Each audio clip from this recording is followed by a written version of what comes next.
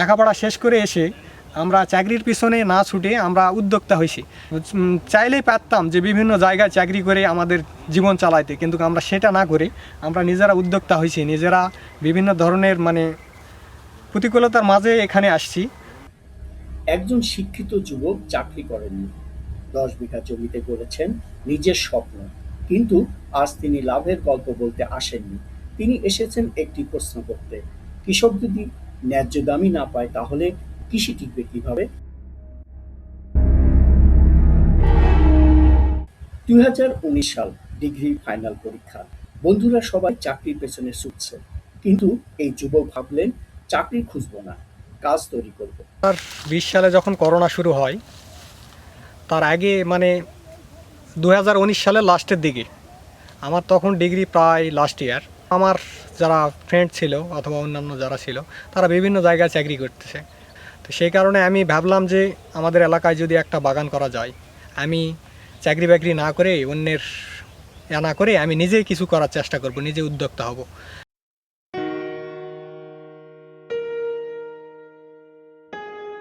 একজন কৃষক যখন গাছ লাগান তিনি শুধু ফল ফলান না, তিনি একটি বছরের স্বপ্ন ফলান। কিন্তু সেই স্বপ্ন সবচেয়ে বেশি ভেঙে যায় যখন আম পাকার মৌসুম আসে। আমটা পাকতে শুরু করে তখন তো আকাশের খুব তাপ, সে তাপের কারণে আমগুলো পাকতে শুরু করে। আর যখন আমগুলো পেকে যায় তখন আমরা কিন্তু গাছে ধরে রাখতে পারি না। এই গাছে ধরে না রাখতে না পারার কারণে আমরা আমগুলো সবগুলো বাজারে, সব বাগানিরা আম বাজারে নিয়ে যায়। যখন সব বাগানিরা বাজারে আম নিয়ে যায় তখন বাজারে আমের দাম কমে যায়। তো এই বাগানে যখন ফল আসে আমরা সবসময় চিন্তায় থাকি বাগানিরা। সরকার আসলে যদি আমাদেরকে একটু উৎসাহিত করতেন, আমাদের মতো যে উদ্যোক্তারা আছে তাদেরকে যদি উৎসাহিত করতেন, আমাদের এলাকায় যেহেতু আম চাষ হয়, আমাদের এলাকায় যদি সরকার যদি একটা ব্যবস্থা নিতেন, স্টোর করার জন্য, যেমন আলুর স্টোর আছে, এরকম স্টোর করার জন্য যদি সরকার যদি পরিকল্পনা নিত তাহলে আমরা অনেক উপকৃত হতাম। শুনতে খুব সাধারণ একটি দাবি, কিন্তু এই দাবির ভেতরে লুকিয়ে আছে হাজারো কৃষকের ভবিষ্যৎ। কারণ কোল্ড স্টোরেজ না থাকলে কৃষক বাধ্য হয়ে কম দামে বিক্রি করেন, তারপর সেই একই আম ঘুরে ঘুরে বহু হাত বদলে সাধারণ মানুষের কাছে পৌঁছায় অনেক বেশি দামে।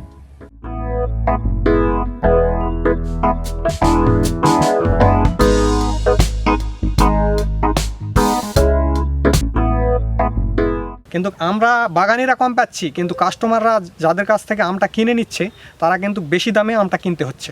কারণ সাধারণ মানুষ যারা, তারা কিন্তু কম দামে কিনতে পারছে না। কারণ এই পাইকারেরা এখান থেকে আমরা নিয়ে গেলাম, নিয়ে যাই পাইকার আড়তদারকে দিলাম, আড়তদাররা পাইকারদেরকে দিল, পাইকাররা ফের আবার আড়তে নিয়ে গেল, ওখান থেকে বিভিন্ন ধরনের ব্যবসায়ীদের কাছে এটা বিক্রি করলো, করে এরকমভাবে তারা বিভিন্ন স্তরে স্তরে তারা লাভ করে। কিন্তু আমরা যে আসলে সাধারণ যারা বাগানি তারা কিন্তু আসলে বাগানে লাভ করতে পারি না। যে পরিমাণ খরচ সেই অনুযায়ী আমরা লাভ করতে খুবই কষ্ট হয় আমাদের।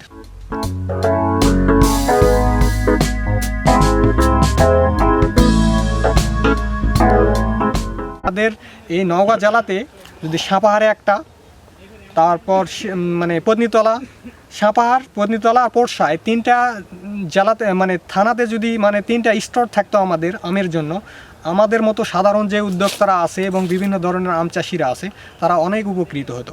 আমরা সরকারের কাছে একটাই দাবি আমাদের, সরকার যেন আমাদের দিকে একটু তাকায়। কারণ আমরা এই লেখাপড়া শেষ করে এসে আমরা চাকরির পিছনে না ছুটে আমরা উদ্যোক্তা হয়েছি। কারণ সরকারের অন্যান্য দেশে দেখবেন যে যারা উদ্যোক্তা তাদেরকে সরকার সবসময় প্রাধান্য দেয়, কিন্তু আমাদের বাংলাদেশে সব কিছুই দেখি অবহেলিত। আমরা চাইলেই পারতাম যে বিভিন্ন জায়গায় চাকরি করে আমাদের জীবন চালাইতে, কিন্তু আমরা সেটা না করে আমরা নিজেরা উদ্যোক্তা হয়েছি, নিজেরা বিভিন্ন ধরনের প্রতিকূলতার মাঝে এখানে আসছি। তো এটাই আমার কথা। আর সরকারের কাছে আমার ওই দাবিটা রইল যে সরকার যেন আমাদের এই দাবিটা পূরণ করে। একটি কোল্ড স্টোরেজ শুধু একটি ভবন নয়, এটি হতে পারে হাজারো কৃষকের ন্যায্য দামের নিশ্চয়তা। আমাদের একটা পেজ আছে, পেজটার নাম হচ্ছে চাষা।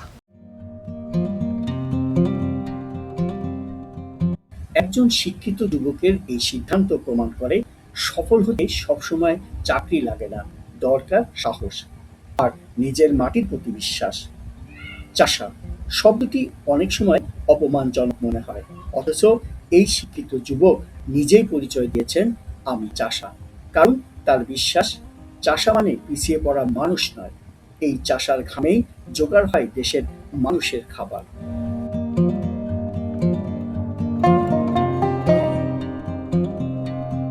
এই চাষা নামটা অনেকের শুনলে হয়তো অদ্ভুত লাগবে। কৃষি কাজ যারা করে তাদেরকে মানুষ চাষা বলে। যেন এই চাষারাই যেন ভালো কিছু করে বাংলাদেশের মানে অর্জন অথবা বিভিন্ন দেশে থেকে সুনাম বয়ে নিয়ে আসতে পারে। মানে যারা কৃষি কাজ করে তারা আসলে মানে চাষা না, তারা হচ্ছে সব থেকে বাংলাদেশের সব থেকে আরামপ্রিয় মানুষ। আর তারা মানে যা কিছু করে মানে পুরা দেশের জন্যই করে, তারা নিজেদের জন্য কিছু করে না। তারা মানে যা কিছু করে মানে পুরা দেশের জন্যই করে।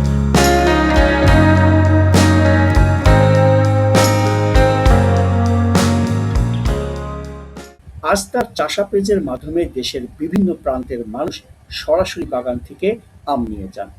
তার ভাষ্য অনুযায়ী ৬৮ জেলা থেকে ক্রেতারা বাগানে আসেন বা যোগাযোগ করেন। তার স্বপ্ন একটাই, কৃষক আর ভোক্তার মধ্যে দ্রুত কমানো। কারণ আমরা চাষা, এই চাষ তারা মানে যা কিছু করে মানে পুরা দেশের জন্যই করে। হয়তো এই যুবক সবচেয়ে বড় অর্জন ১,৫০০ মন আম নয়, সবচেয়ে বড় অর্জন তিনি কৃষক পরিচয় লোকাল নিয়ে গর্ব করে বলেছেন আমি চাষা। আর যদি সত্যি আমরা কৃষিকে বাঁচাতে চাই, তাহলে শুধু কৃষকের পরিশ্রমের প্রশংসা নয়, তার ন্যায্য দাম নিশ্চিত করাও জরুরি। কারণ কৃষক বাঁচলে বাংলাদেশ বাঁচবে।